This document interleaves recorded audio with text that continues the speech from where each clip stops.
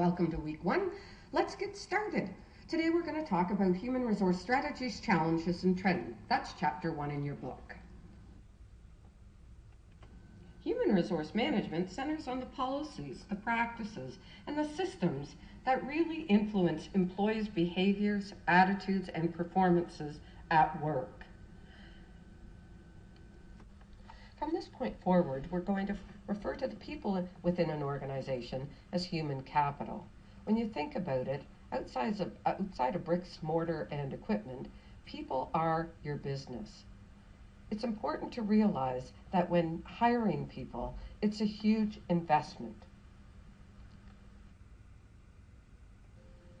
Effective human resource management can help form the foundation for creating an organization where technology, organizational structure, people, and processes all work together in what we refer to as high-performance work systems. Another trend today is strategic human resource management. We are actually going to follow strategic human resource management in this textbook. We are going to look at job analysis and design, workforce planning, recruitment selection, training and development, performance management, compensation and rewards, and employee labor relations. Think about building your own company. One of the first things that you would have to do is analyze the work that needs to be done and design the jobs in order to get that work done. So we're going to look at job analysis and job design. Job analysis is broken down into two components. Job details, the tasks, duties, and responsibilities that need to be done, and job specifications, the knowledge, skills, and abilities that people have to have in order to be able to do the job. Job design really defines how the work is done and looks at all of the required tasks. Once we've analyzed work and designed the jobs, we actually have to go out and find the people with the right knowledge, skills, and abilities. That's recruitment. Following recruitment, we have to select the perfect candidate for the work. Once we've recruited and selected the right people for the job, it's important that we provide some sort of orientation. In smaller companies, orientation could be something like introducing them to the people that they're going to be working with and the systems and processes that they have to handle on a daily basis. In larger companies, often orientation could be a week-long off-site introduction to the organization and the work that follows. Once people are oriented, it's important to continue to invest in your people with ongoing training and development opportunities. Training is providing those skills, abilities for the job that they're currently doing to keep them up to date. But development is a further investment in people that you consider valuable to the company and may provide them with ongoing opportunities. Many companies now provide money for people to take degrees to further their education, for example. Many of you have had an evaluation at work. That's one part of performance management. If you've ever had objectives set for you, for example, if you've been a salesperson, you may have been told that at the end of the month you must have sold $10,000 in product. That would be considered an easy performance objective that could be easily measured just on whether or not you sold it. But there are a number of other performance objectives that we will look at and the tools that we will build in order to assess them. It's not all as easy as math. The other part of performance management is the idea of coaching your employees to their own success. So performance management has really three significant component parts. We're going to look in further detail at that as we go through the course. Planning pay and benefits involves many decisions, and it requires that you understand all of the legal requirements of being an employer. Administering those pay and benefits requires complicated systems, extensive record keeping, and report writing.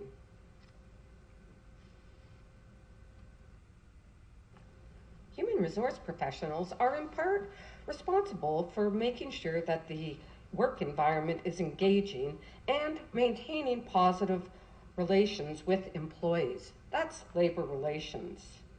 In addition, human resources often maintains and administers the contracts, communication channels, and legal compliance for their employers.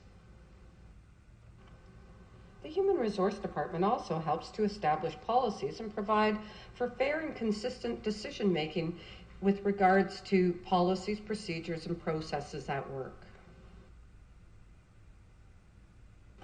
The Human Resource Department is responsible to keep up to date with all of the laws and regulations that concern the treatment of employees, human rights legislation, employment equity, health and safety, compensation and benefits, employee privacy, and employment standards are the key areas that are of concern when it comes to legal compliance. Traditionally, human resource management was primarily an administrative function, but today it is increasingly seen as more central to the overall success of an organization.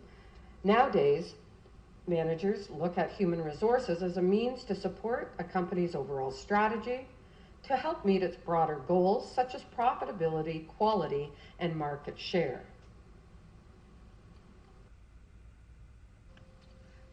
Today's HR manager has to have several competencies.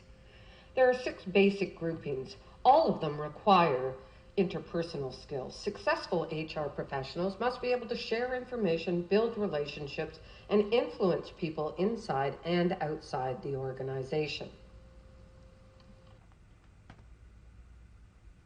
Finally, human resources has a lot to do with ethics. There is a gold standard of ethics that includes the greatest good for the greatest number, respect for human rights, and fair and equitable treatment. If there was a policeman in an organization, it would be the HR department in all of these areas. So to wrap it up, overall, what are the responsibilities of human resources? First and foremost, it's handling all of the administrative tasks related to employees. Secondly, developing human resource systems and processes. And finally, contributing to the overall corporate strategy. Some of you may have been a supervisor or manager in your workplace, and you realize that the human resource activities are not limited to HR specialists, but many of the activities are actually carried out by supervisors and managers. Defining work, forecasting human resource needs, interviewing and choosing candidates, training, coaching, and developing employees, appraising employee performance, recommending pay increases, communicating policies and procedures, and providing a motivational environment are all very much supervisor and management responsibilities, not just human resource departments.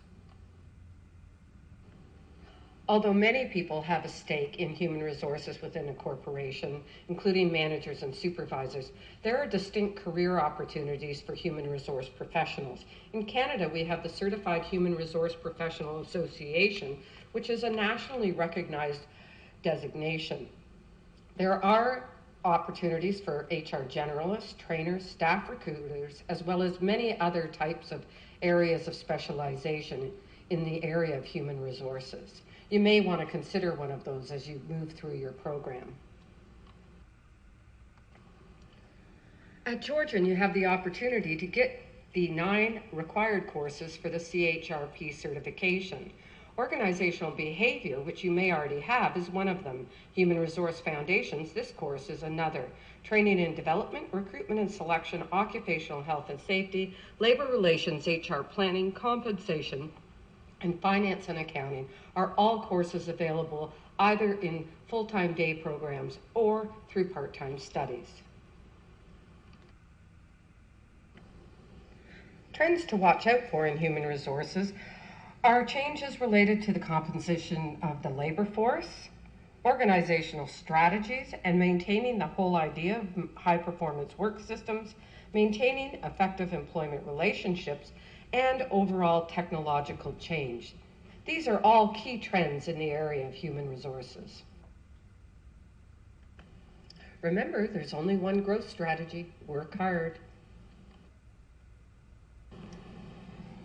That wraps it up for Chapter 1. Coming soon, legal compliance. Now it's time to go back to Blackboard and join the discussion forum to introduce yourself.